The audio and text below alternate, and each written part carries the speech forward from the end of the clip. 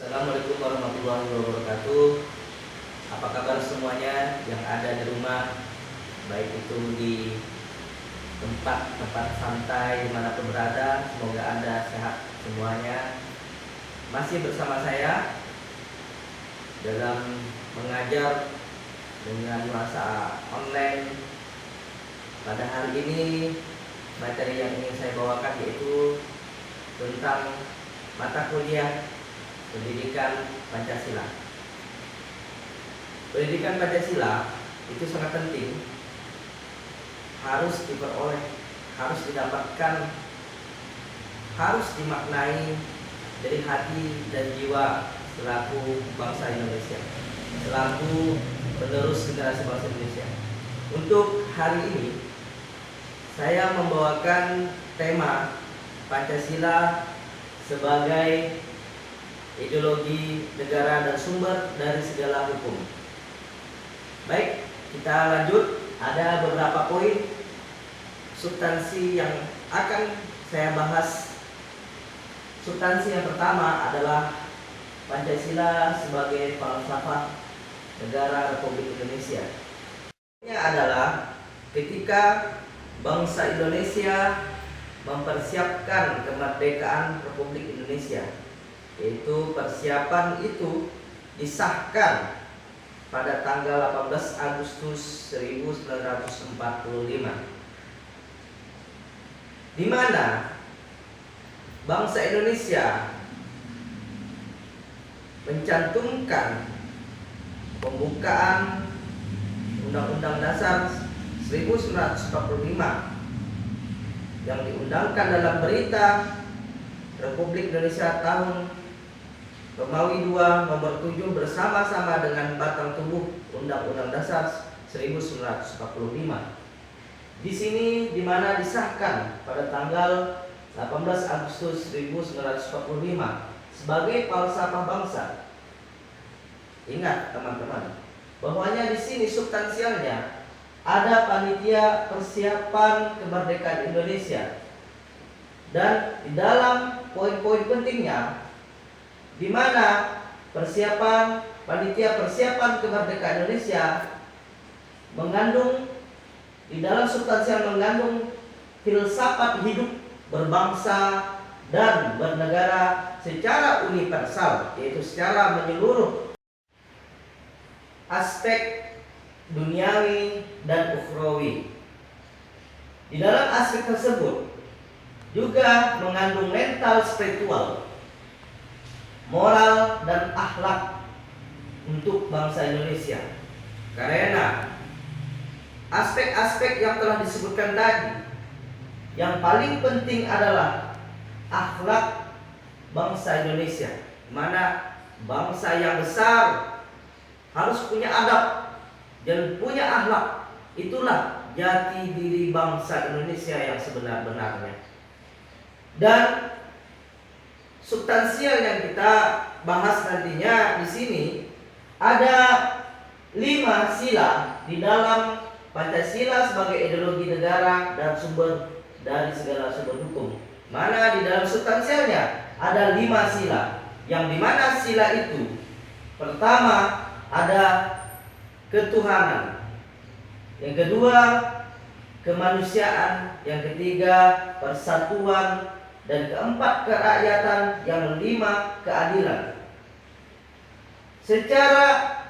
Secara nilai-nilai ini, secara 5 aspek ini merupakan pandangan dan pola hidup bangsa Indonesia, yaitu way of life dan jiwa bangsa Indonesia secara fundamental yang tidak akan mengalami kadaluarsa ideologis jika bangsa Indonesia dan semua warga Indonesia memahaminya sebagai falsafah hidup berbangsa dan bernegara. Jadi 5 aspek ini mewakili falsafah bangsa Indonesia. Falsafah yaitu diikat di dalam isi-isi Pancasila. Itulah nilai-nilai yang harus kita maknai dan kita jalankan dalam kehidupan berbangsa dan bernegara. Hal ini Saya kutip dari buku Hukum Tata Negara bab ketiga karya Dedi Ismatullah dan Beni Ahmad Subandi dalam Bandung, sumber pustaka Setia, halaman 153 sampai 206.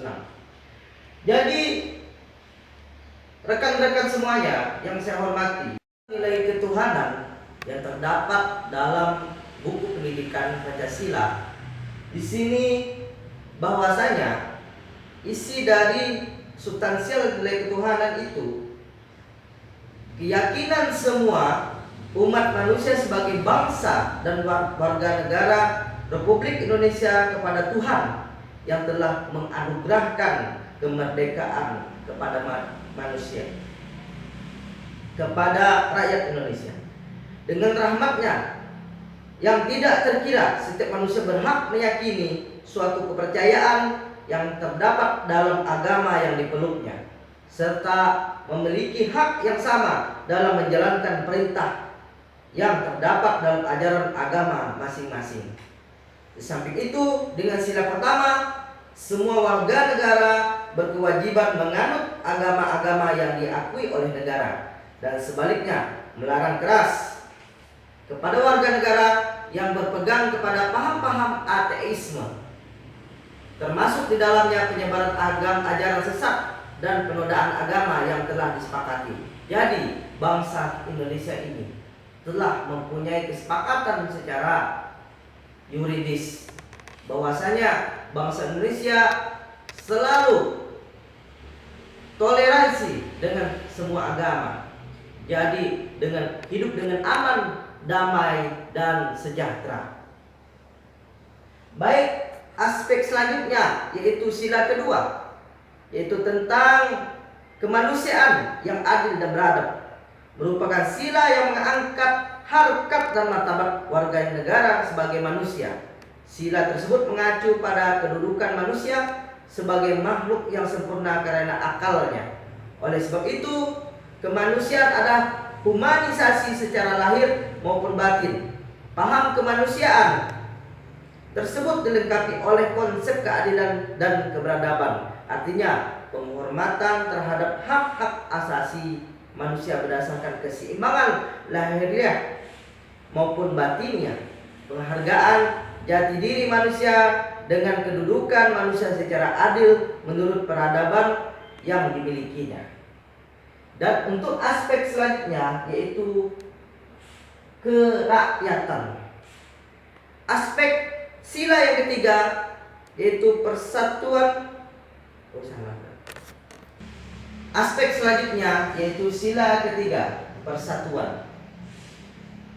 Sila ketiga ini yaitu persatuan Indonesia yang telah diwujudkan melalui perjuangan dan pengorbanan yang luar biasa para pendiri bangsa, para pahlawan, dan masyarakat yang berjuang merebut kemerdekaan telah bersusah payah membangun negara yang mandiri, tidak tergantung kepada negara lain, dengan cara merumuskan sila-sila dalam Pancasila yang kemudian tantangan dan hambatan dan gangguan sejak Jepang dengan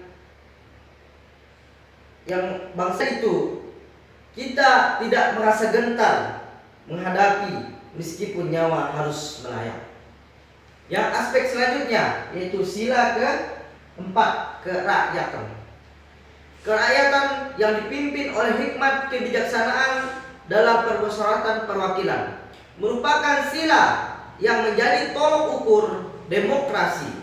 Pemahaman demokrasi Pancasila tidak sama dengan demokrasi liberal yang membebaskan semua aktivitas politik secara netralistik etik.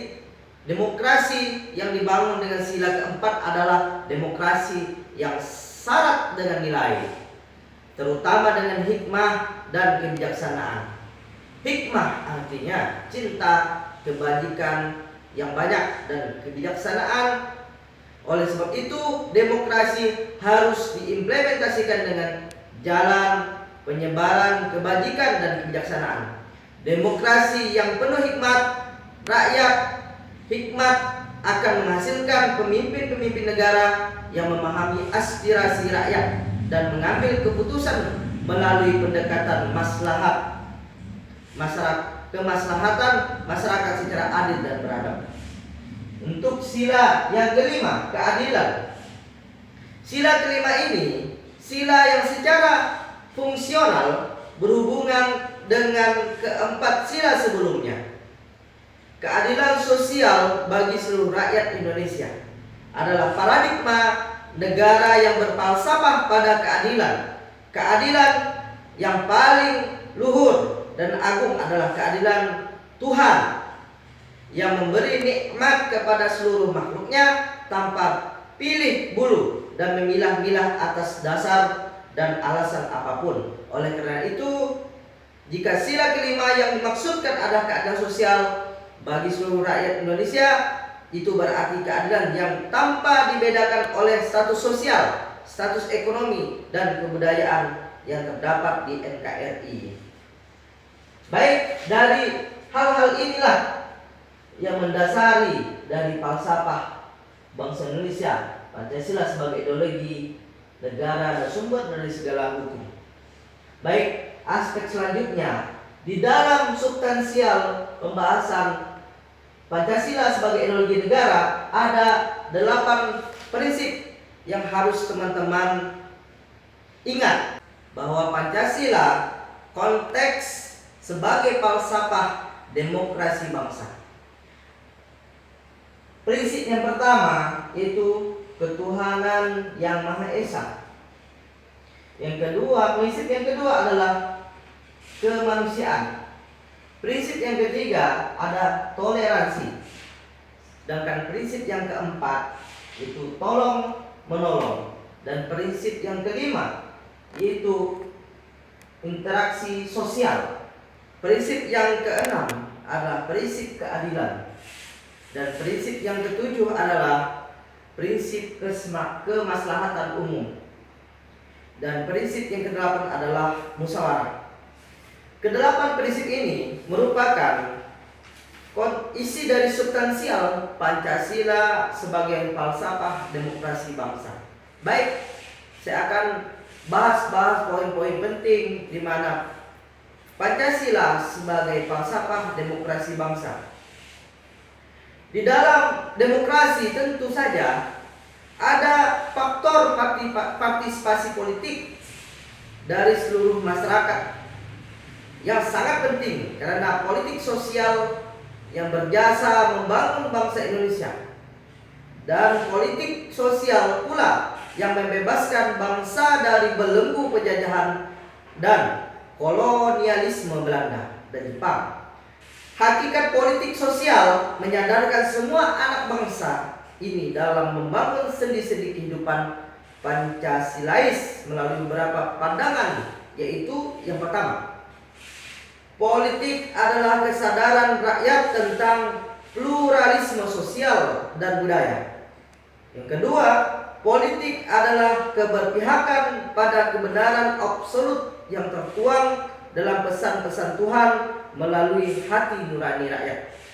Yang ketiga, politik adalah kedalaman tekad semua kita tentang rasa memiliki seluruh aset bangsa dan negara.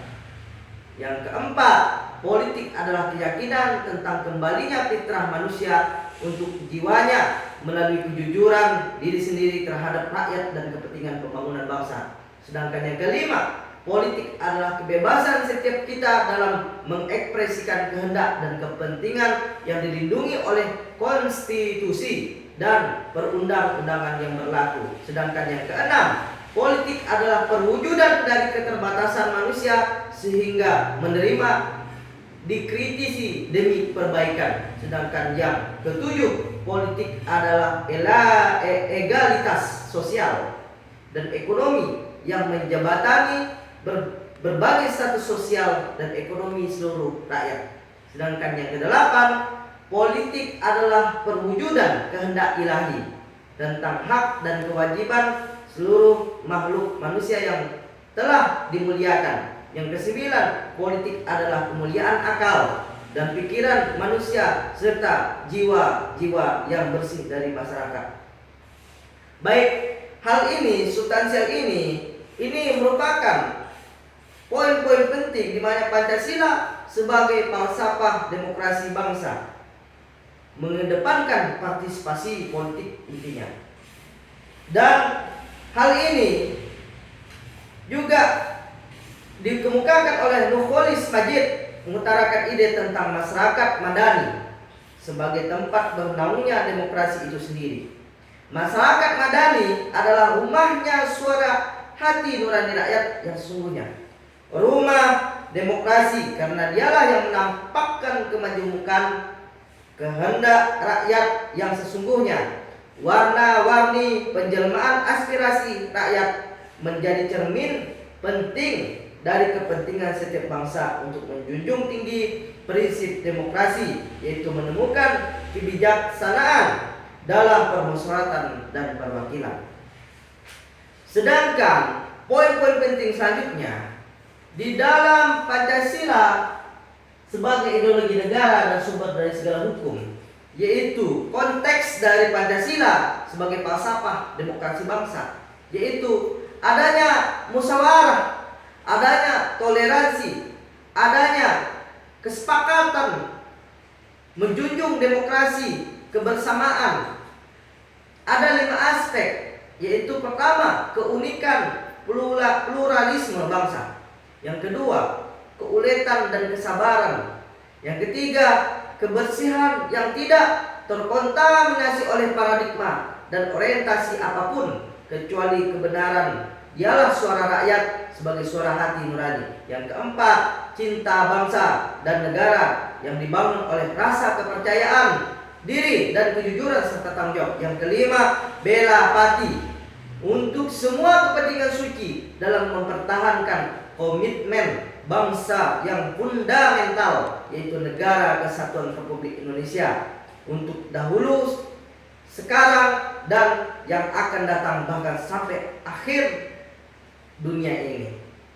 Di sini ada sebuah nilai-nilai hubungan sosial luhur seperti toleransi, pluralisme, di mana bangsa Indonesia menghargai plural, kemajemukan banyak agama-agama di Indonesia yang selalu menjunjung tinggi persatuan dan kesatuan. Hal ini harus kita pupuk dari sekarang untuk mempererat persatuan yang ada di NKRI.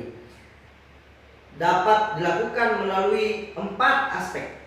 Perlu diingat teman-teman, rekan-rekan yang ada di rumah, dimanapun berada.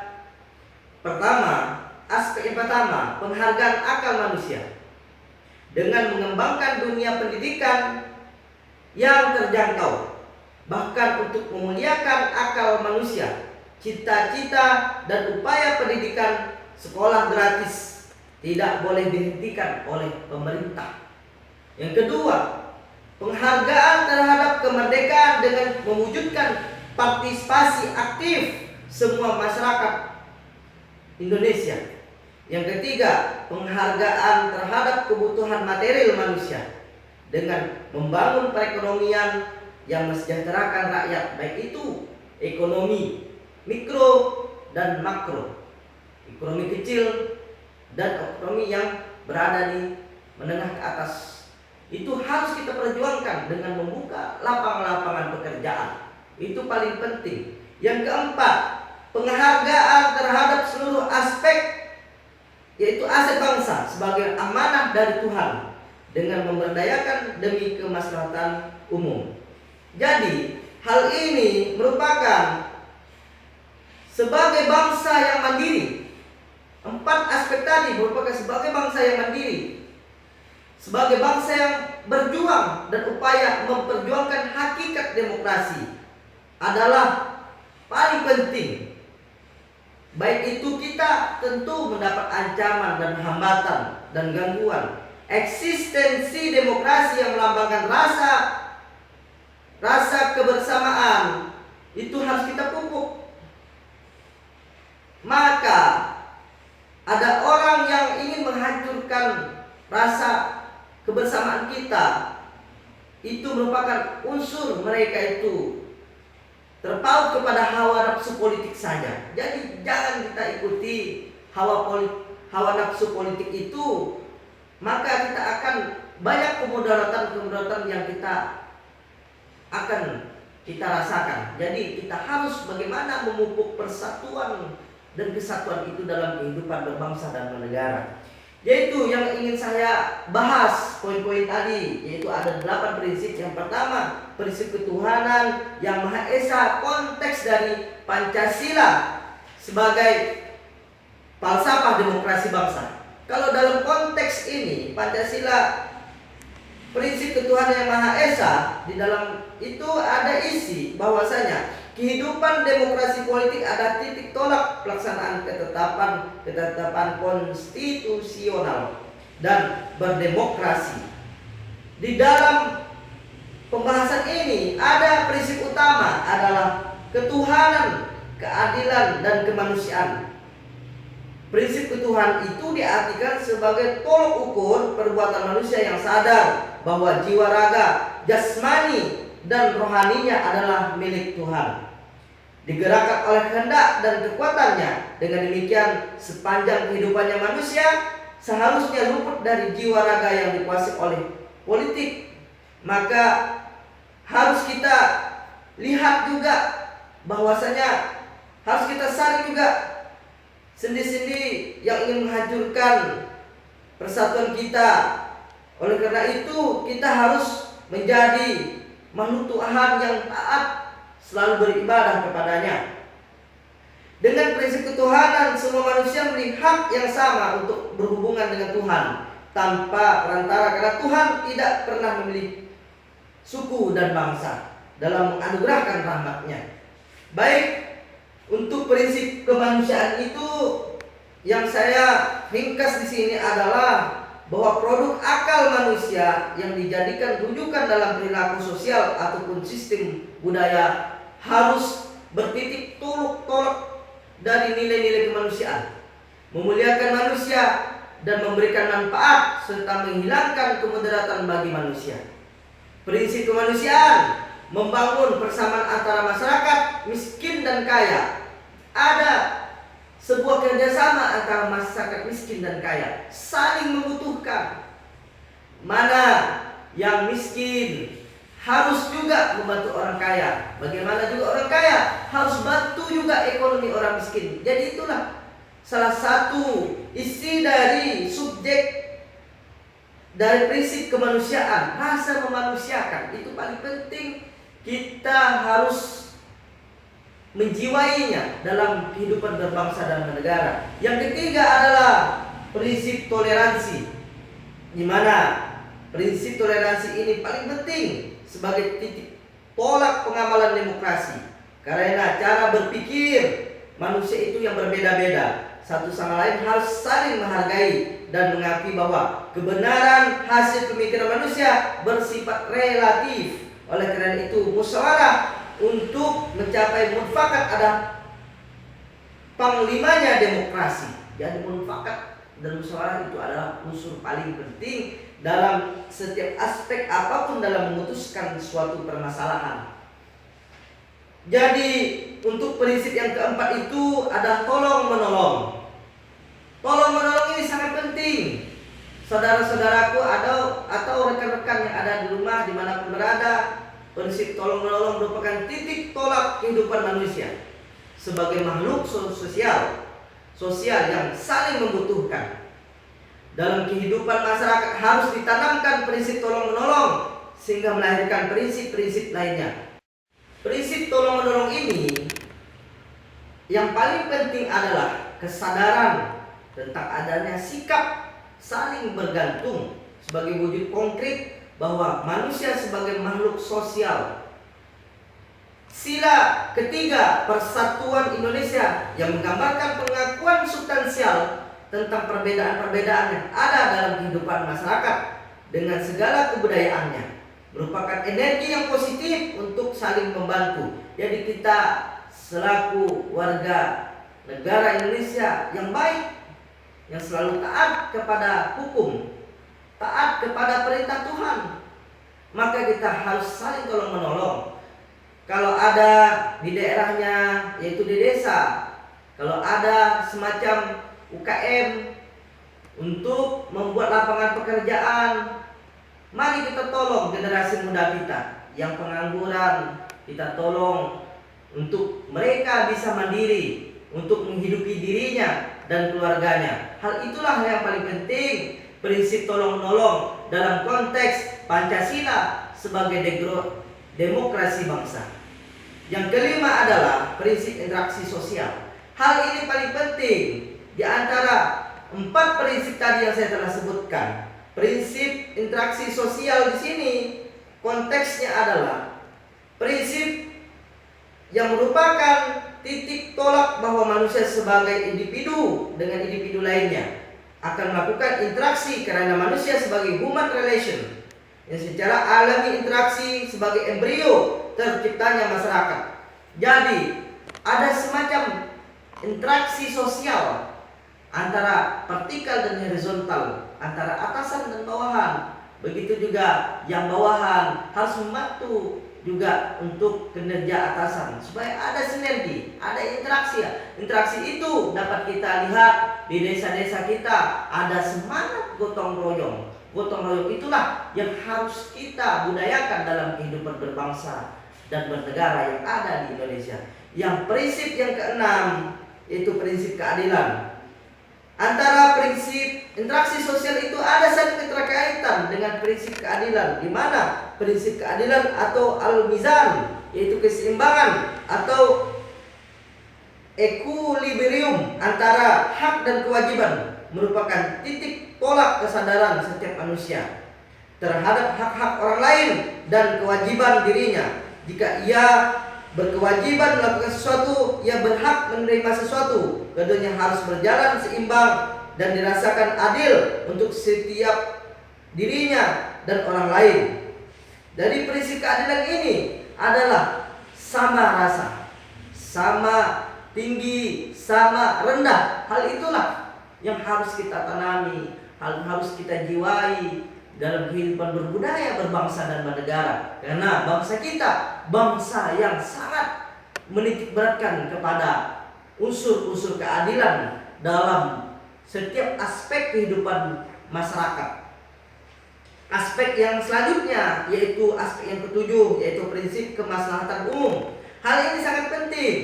Kemaslahatan umum di sini bercerita tentang bertitik tolak dari kaidah penyusunan argumentasi dalam berperilaku untuk meninggalkan kerusakan lebih diutamakan daripada mengambil manfaatnya. Di sini adanya operasional kaidah ini berhubungan dengan kaidah yang menyatakan bahwa kemaslahatan umum lebih didahulukan daripada kemaslahatan khusus.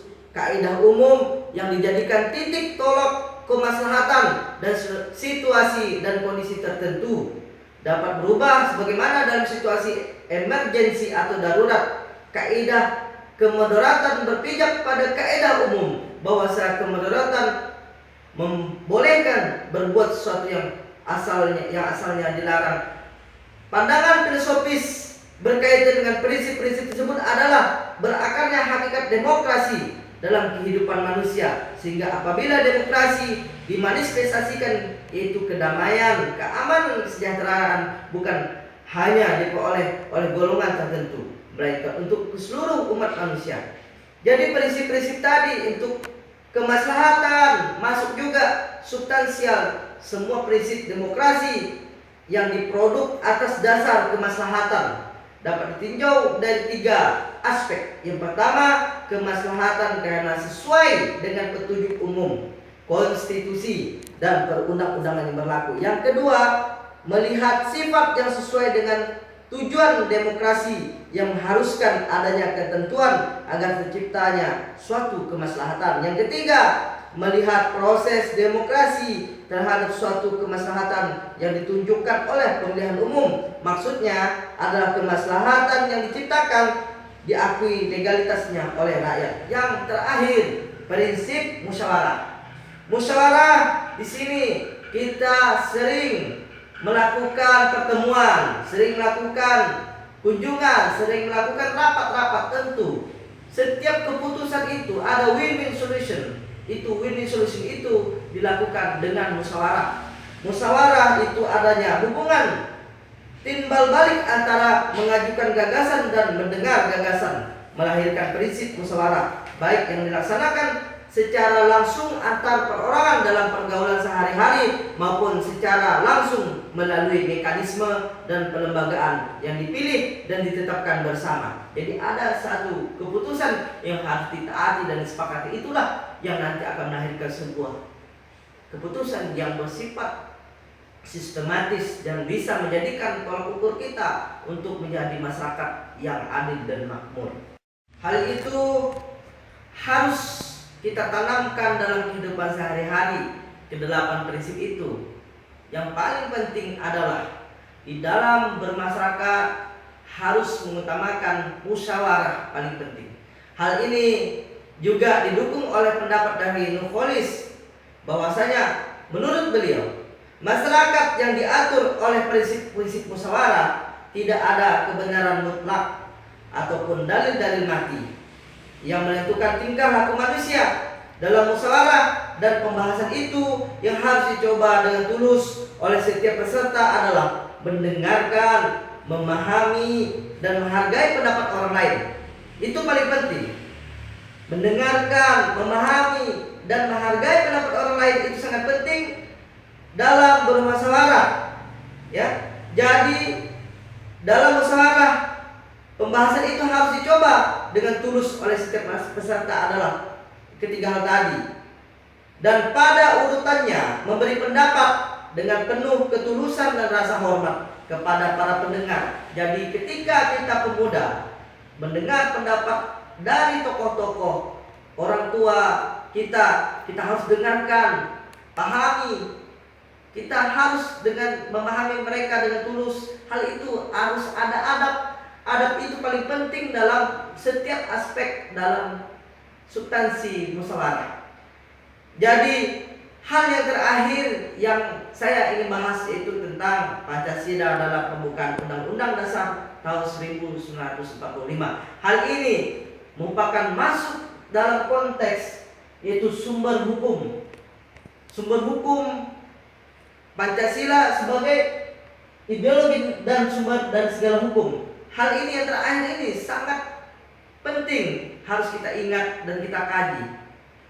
Sebagaimana diuraikan bahwa pada tanggal 18 Agustus 1945 penetapan sahnya pembukaan Undang-Undang Dasar tahun 1945 dengan semua pasal yang terdapat di dalamnya. Setelah disahkan semua pasal yang terdapat dalam Undang-Undang Dasar 1945 diundangkan oleh Berita Republik Indonesia tahun Romawi 2 nomor 7.